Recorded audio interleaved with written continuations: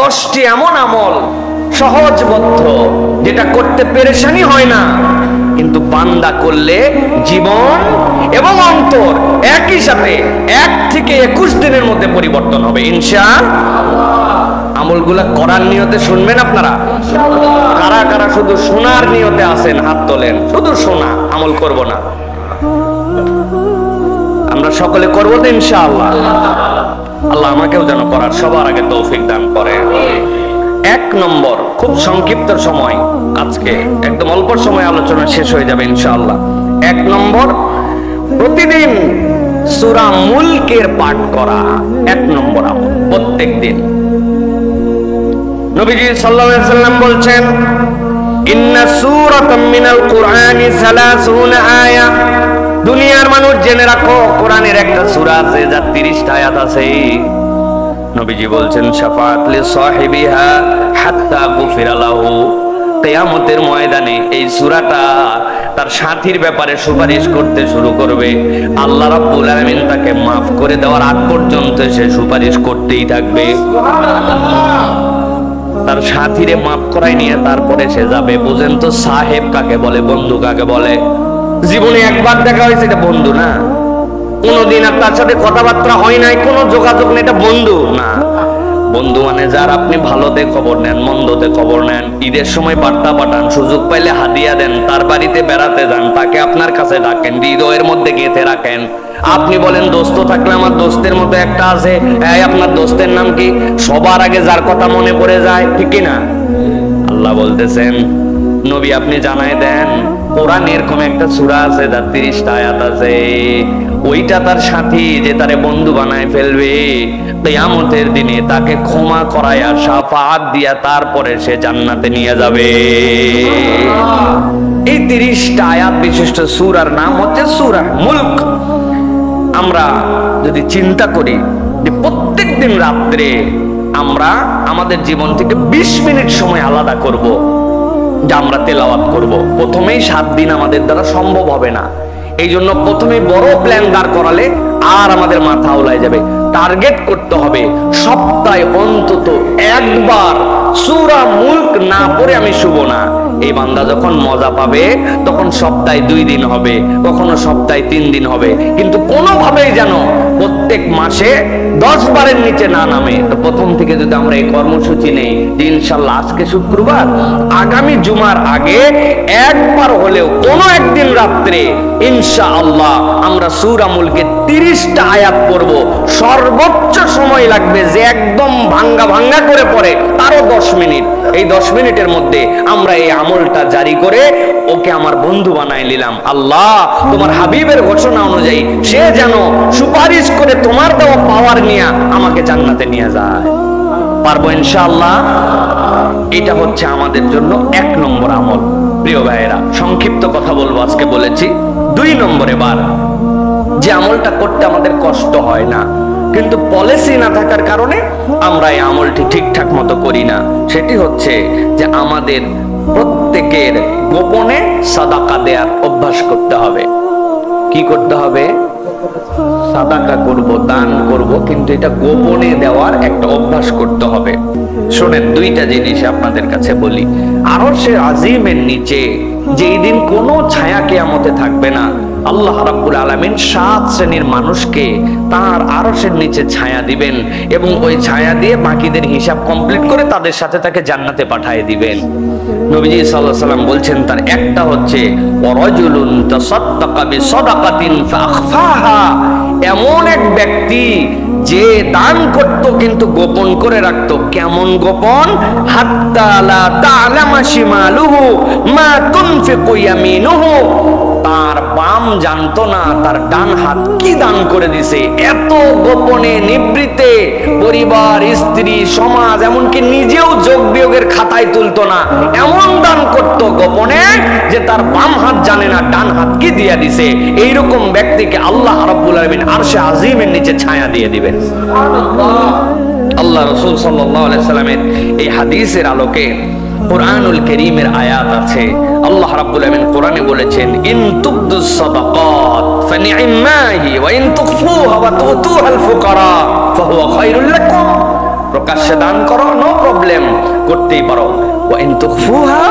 আর যদি এটা গোপন করে রাখো ফানিআম্মা, আল্লাহ বলতেছেন এটা তোমার জন্য বিরাট বড় কল্যাণকর হবে। সাদাকাটাই কল্যাণ, তোমার এই সাদাকাটাই কল্যাণ। প্রকাশ্যে দাও, অপ্রকাশ্যে দাও, গোপনে দাও, তবে জেনে রাখো এই যে গোপনে ফকির মিসকিন এদেরকে তুমি যদি দাও ওয়া খায়রুল লাকুম, এটা তোমার জন্য উত্তম হবে। আল্লাহ রাব্বুল আলামিন আমাদেরকে দান করার অনেককেই তৌফিক দিয়েছেন, কিন্তু আমাদের যা কিছু সব হিসাবের খাতায়, যা কিছু সব জানাজানিতে, জীবনে কোনো গোপন দান আমাদের আর নাই বললেই চলে, ঠিক না ভাই? এই জন্য প্রিয় ভাইয়েরা, আমরা যদি একটা কর্মসূচি ঘোষণা করি নিজেদের জীবনে যে প্রতিদিন 1 টাকা হলেও আমরা গোপনে দান করব, যেটা কেউ জানবে না, কেউ দেখবে না, একটা পলিসি থাকবে এই সিস্টেমে আমি 1 টাকা হলেও আমার জীবনে একটা গোপন দান থাকবে। হতে পারে 8 আনা পয়সা, কিন্তু এটা গোপন। প্রকাশ্য অনেক আছে, কিন্তু এমন সিস্টেমে আল্লাহর আরশে আজিমের নিচে তো আমার ছায়া লাগবে। এই জন্য না আমি করতেছি। আপনি বলবেন হুজুর সবই তো লোকজনের সামনে, ফকির মিসকিনও লোকজনের সামনে চায়। ভাই আপনারে যদি কিয়ামতের বিপদ থেকে বেঁচে আরশে আজিমের ছায়া নিতে হয়, তাহলে এই বুদ্ধি আপনি করবেন না?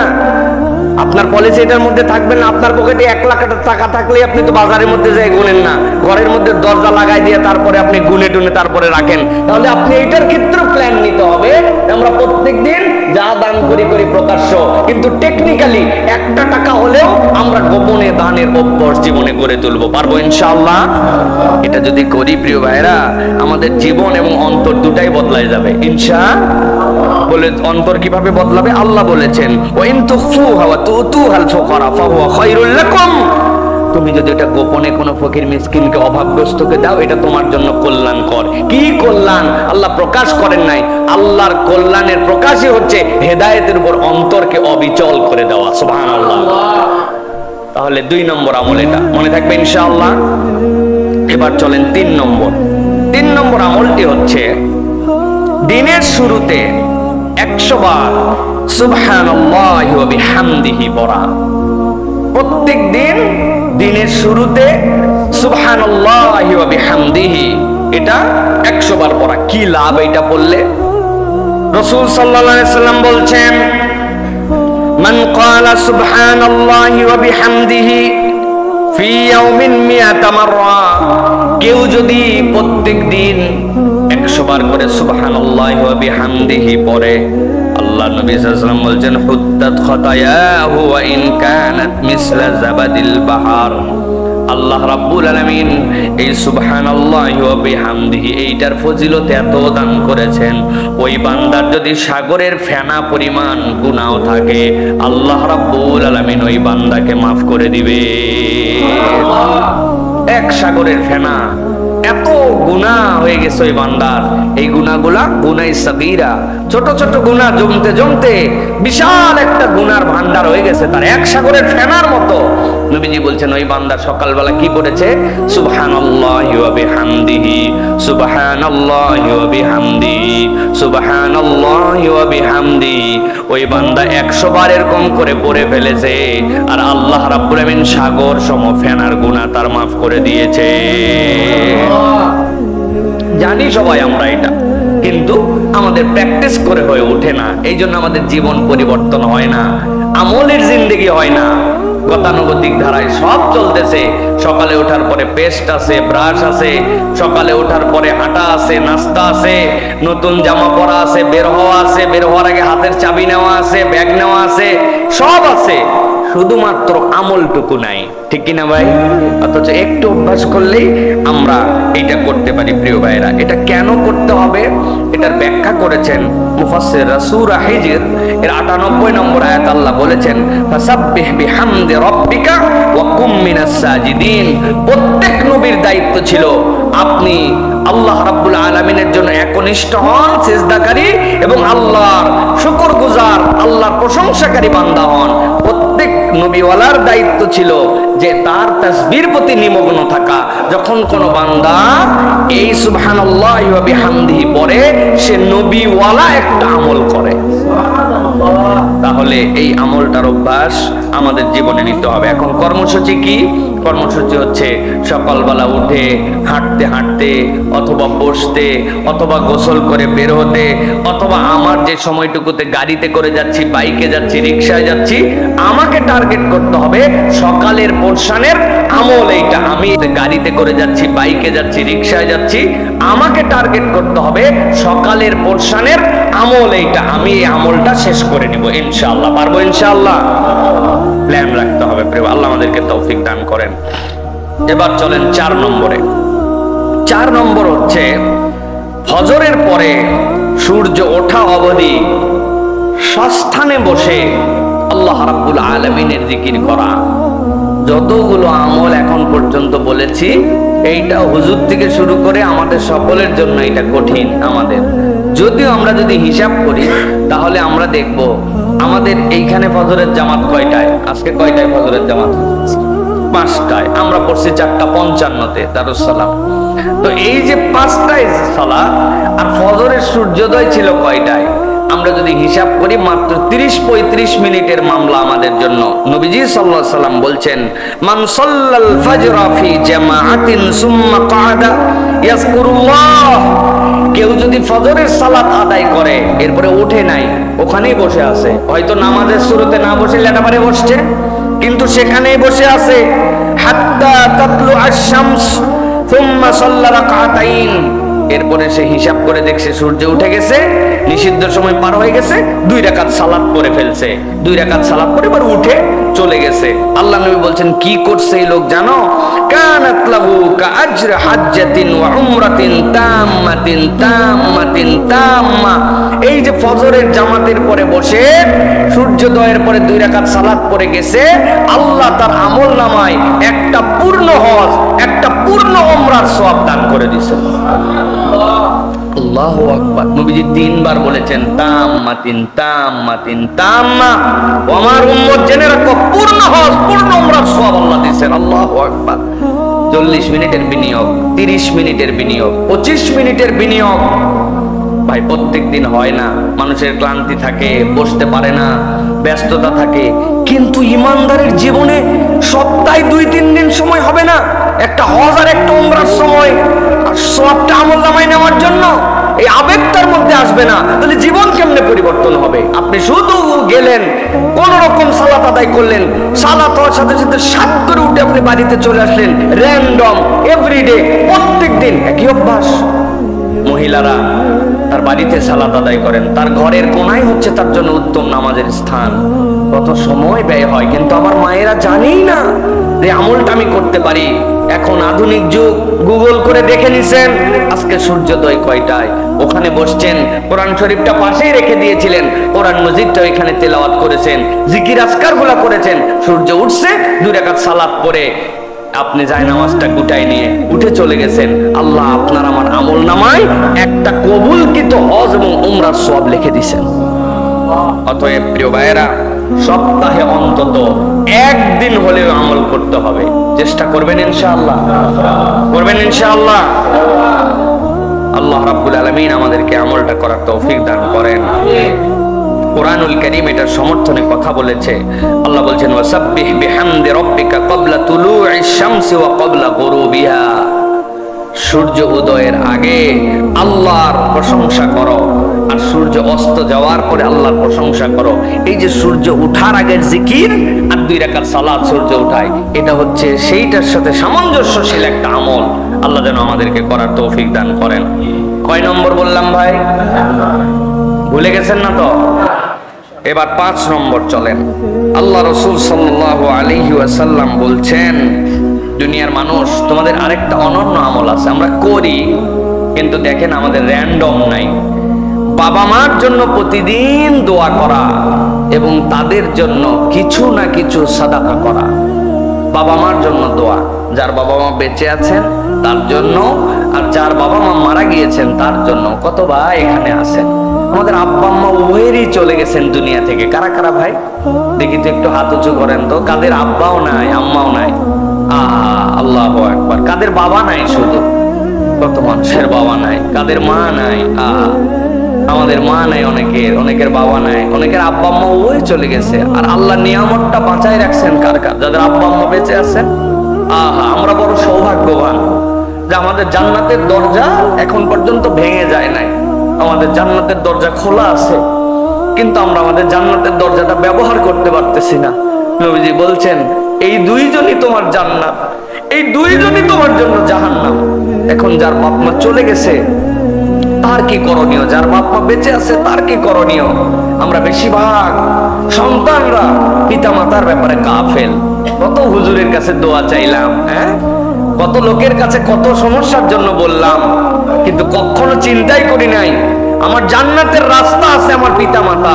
যে কোনো বিষয় সকলের আগে তিনি আপনার হকদার।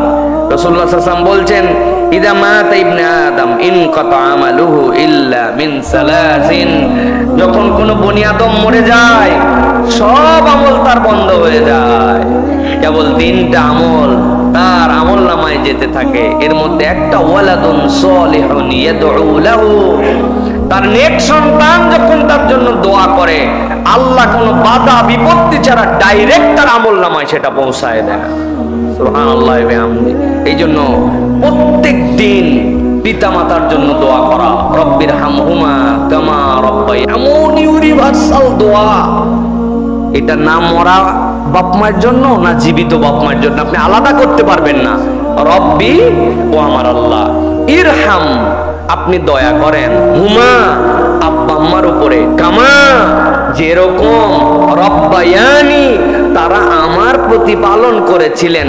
ছোটবেলায় আমি যখন শুয়েছিলাম প্রস্রাব পরিবর্তন করার আমার কোনো ক্ষমতা ছিল না, আমার আব্বা আম্মা প্রস্রাব পরিবর্তন করাইছেন। দাঁত দিয়ে কামড়ায় খাওয়ার মতো শক্তি ছিল না, চুষে চুষে মায়ের দুধ খেয়েছিলাম। আল্লাহ, কি ভালোবাসাই না, দুনিয়ার সবাই ঘুমাইছে, আমার মা সারা রাত ঘুমায় নাই। আল্লাহ, এই যে আগলায় রাখছিল, এই যে দয়া করছিল, এই যে ভালোবাসা দিছিল, রব্বুল আলামিন তুমিও আমার পিতা মাতার জন্য এরকম দয়া করো। ওটা আল্লাহ মৃতর জন্য বলেন নাই, জীবিতর জন্য বলেন নাই, এমন ভাষা দিছেন যে সন্তান দোয়া করলে মৃতরটা মৃতের ভাগে যাবে, জীবিতরটা জীবিতর ভাগে চলে যাবে। সুবহানাল্লাহ। কিন্তু আমরা দোয়া করি না। এটা আমলের মধ্যে নিতে হবে, এটা আমার একটা আমল। আর প্রত্যেক দিন তাদের জন্য কিছু সাদাকা করা, প্রত্যেক দিন আটা না, 1 টাকা, 1 কাপ চা কাউকে খাওয়ানো, কোনো একদিন কাউকে বাজার করে দেয়া, ফলের সিজন একটা কাঁঠাল একজন মানুষকে একদিন কিনে পাঠিয়ে দিছি। বাবা মার জন্য আমি সাদাকা করছি। আমার বাবা মা আমার কাছে থাকলে 1 চাকা ইলিশ মাছ খাইতেন, সবচেয়ে ভালো পিসটা আমি দেওয়ার চেষ্টা করতাম। ইলিশের সিজনে সমর্থ পাইছি, টপ করে একজন মানুষকে একটা ইলিশ বাবা মার পক্ষ থেকে কিনে খাওয়াই দিছি, 1 কেজি আপেল দিয়ে দিছি। রমজান মাসে আমার বাপ মা বেঁচে থাকলে ইফতার করতেন, 10টা 30টা ইফতারি বাবার নামে, 30টা ইফতারি মায়ের নামে হাদিয়া করে দিছি। সন্তান শুধু খুঁজবে কেমনে বাপ মায়ের জন্য কিছু একটু করা যায়, সেটা জীবিত এবং মৃত। বান্দা যদি র্যান্ডম পিতা মাতার জন্য দোয়া করে আর র্যান্ডম যদি একটু হলেও সাদাকার নিয়ত করে, আল্লাহ ওই বান্দার জীবন এবং অন্তর ঘুরাই দিবেন। এটা আল্লাহ রাব্বুল আলামিন নিজে বান্দার জন্য অফার করেছেন। প্রিয় ভাইরা, অতএব আমরা অধিকাংশ বাপ মায়ের জন্য দোয়া করি না। কর্মসূচি হবে আজকের থেকে যে যেহেতু অনেক দিনের কাফারা বাকি আছে, স্পেশালি এই সপ্তাহে অথবা প্রত্যেক দিন শুধু আল্লাহর হাম, রাসূল সাল্লাল্লাহু আলাইহি ওয়াসাল্লামের প্রতি দরুদ এবং সালাম পড়ার পরে 5 মিনিট শুধুই বাপ মার জন্য দোয়া করব। পারবো ইনশাআল্লাহ? 5 মিনিট পারবেন ইনশাআল্লাহ? 5 মিনিট আরবি জানা লাগবে না, আল্লাহ বাংলা বোঝে, ভাষার কোনো ধর্ম নাই, ধর্মীয় ভাষা আছে। অথবা আল্লাহর কাছে আপনি বাংলায় বলেন, মনে করে করে বলেন, আল্লাহ যখন আমার 1 বছর বয়স ছিল, আমার যদি গু চেঞ্জ না করতো আমার মা, সেই শীত, যে শীতের মধ্যে প্রস্রাব করে দিয়েছিলাম, সবাই শুয়ে গেছিল, আমার মা যদি সারা রাত ওই প্রস্রাবে শোয়াই রাখতো, আল্লাহ আমার বুকের মধ্যে কফ জমে শেষ হয়ে যেতাম। মা কেমনে জানি জেগে গেছিল, কেমনে জানি আমারে আগলায় নিয়েছিল। আল্লাহ, এই ঋণ কোনোদিন সহ্য করতে পারবো না। 1 রাতকে কখনো আমি পৃথিবীর সব দিয়ে বদলায় দিতে পারবো। আল্লাহ ওই আব্বা আম্মার জন্য তুমি দয়া করো আল্লাহ। আল্লাহ এতদিন ভুল করছে আল্লাহ, করতে পারি নাই আল্লাহ, আগের ভুলগুলো মাফ করো, এখন থেকে আমার বাপ মার জন্য দোয়া করব। এইভাবে সন্তান যদি বাপ মার জন্য দোয়া করে আর সে আজিম নড়ে উঠবে, আল্লাহ ওই পিতামাতাকে মাফ করে দিবে ইনশাআল্লাহ। আর রুহানি দোয়া কাকে বলে? রুহানি দোয়া বলে বান্দা যখন কারোর জন্য দোয়া করে ওইটা তার উপরে পৌঁছালে আল্লাহ খুশি হন, আল্লাহর খুশি ওই রূহ থেকে আল্লাহর রহমত আবার তার কাছে নিয়ে আসে, এটাই রুহানি দোয়া। এটা অটোমেটিক আপনি পেয়ে যাবেন প্রিয় ভাইরা। অতএব এই আমলটা আমাদের করতে হবে। এটা কয় নম্বর গেল? 5। এবার চলেন 6 নম্বরে। 6 নম্বরটা হচ্ছে আল্লাহ কোরআনুল কারীমের মধ্যে বলেছেন এই রুহানি দোয়া, এটা অটোমেটিক আপনি পেয়ে যাবেন প্রিয় ভাইরা। অতএব এই আমলটা আমাদের করতে হবে। এটা কয় নম্বর গেল? 5। এবার চলেন 6 নম্বরে। 6 নম্বরটা হচ্ছে আল্লাহ কোরআনুল কারীমের মধ্যে বলেছেন এবং নবীজি হাদিসের মধ্যেও আসছে, একাকী কাঁদা, অন্তরের গভীর থেকে তওবা। একাকী, এখন তো কথা বললে ইমোশন চলে আসলে, একজন দোয়া করলে বাকিদের ফিলিংস আসলে চোখে পানি আসে, একাকী আল্লাহর জন্য কাঁদা। আল্লাহ রাব্বুল আমিন বলছেন কোরআনুল কারীমের মধ্যে, ইযা যুকিরাল্লাহ ওয়াজিলাত কুলুবুহুম, এমন কতগুলা মানুষ আছে যে মানুষগুলা আল্লাহর জিকির স্মরণ করে, করার পরে তাদের অন্তর নরম হয়ে যায়। কেমন নরম হয়? আল্লাহ বলছেন তাদের চোখ দিয়ে পানি পড়তে শুরু করে। ওই বান্দা আল্লাহকে দেখে নাই, ওই বান্দা জান্নাত দেখে নাই, জাহান্নাম দেখে নাই, নিজের আমলনামার এমন পাপ আছে যেটার কথা বান্দা ভুলে গেছে, কিন্তু বান্দা এমন ভাবে নিজের হৃদয়ে আল্লাহর ভীতিকে জাগ্রত করে নিজের অপরাধগুলোকে আল্লাহর সামনে দাঁড় করাইছে। ঘুমায় আছে তার সন্তান, ঘুমায় আছে তার স্ত্রী, ঘুমায় আছে দুনিয়া, টপ করে উঠছে, ভাবটা এমন যেন প্রস্রাব করার জন্য উঠছে। বাথরুমের লাইট দিলে সন্তান উঠে যেতে পারে, কৌশলে বাথরুমের লাইটটা পর্যন্ত দেয় নাই, চলে গেছে অন্য জায়গায়। অল্প একটু কষ্ট করে ওযু করে নিয়ে যায় নামাজটা পেরে দিছে, কেউ জানে না বাড়ির সবাই সবার মতো ঘুমায়। ওই বান্দা যায় নামাজের মধ্যে দাঁড়ায়া রব্বুল আলামিনের কাছে 2 রাকাত সালাত আদায় করে হাত তুলে দিছে। ইমোশন আসে না, চোখের পানি আসে না, সিজদায় চলে গেছে, রব আমার তো চোখে পানি আসে না। অথচ নবীজি সাল্লাল্লাহু আলাইহি ওয়াসাল্লাম বলছেন, ওয়ারাজুলুন যাকারাল্লাহ খালিয়ান ফাফাদাত আইনা,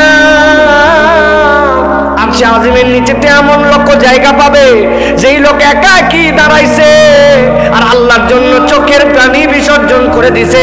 আল্লাহ তার চোখের পানির এমন মূল্যায়ন করছেন, ওই চোখের পানির কারণে আরশে আজিমের নিচে তার জন্য সিট বরাদ্দ করে রাখছেন। আল্লাহ আমি তো সেই তালিকায় আসতে পারি না, আমার অন্তর শক্ত হয়ে গেছে, আল্লাহ আমার চোখে তুমি পানি দিয়ে দাও, তোমার ভীতির কথা আস্তে আস্তে মনে করবে আল্লাহর কাছে। আল্লাহ রাব্বুল আমিন ওই বান্দার চোখে 1 ফোঁটা পানি যদি চলে আসে, 1 দিন আসবে না, 2 দিন আসবে না, চোরের মতো করে আল্লাহর সামনে দাঁড়াইছে, কেউ জানি না জানতে পায়। দরজা একটু নড়ে গেছে বাড়ির, নিজে সংকীর্ণ হয়ে গেছে, আমার এই চোখের পানি কি কেউ দেখে ফেললো কিনা, এটা তো কাউকে দেখানোর জন্য আমার তাহাজ্জুদ নয়, কাউকে জানানোর জন্য নয়।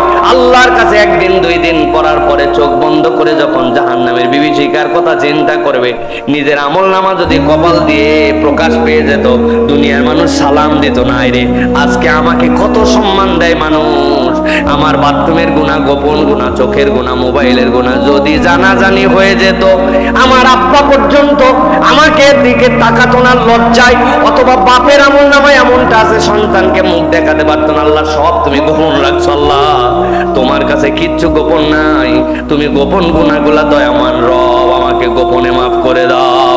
1 দিন 2 দিন করতে করতে বান্দার চোখ দিয়ে যদি পানি আসে, ওই পানিটা বান্দার নাজাতের ওসিলা হয়ে যাবে। এটা একটা আমল, কত রাত জেগে পার হয়ে যায়, কিন্তু কখনো আল্লাহর জন্য চুপচাপ এরকম ডেডিকেশন আমাদের হয় না ভাই রে। জীবন পরিবর্তন করতে হলে এটা করা লাগবে ভাই, করতে হবে ভাই।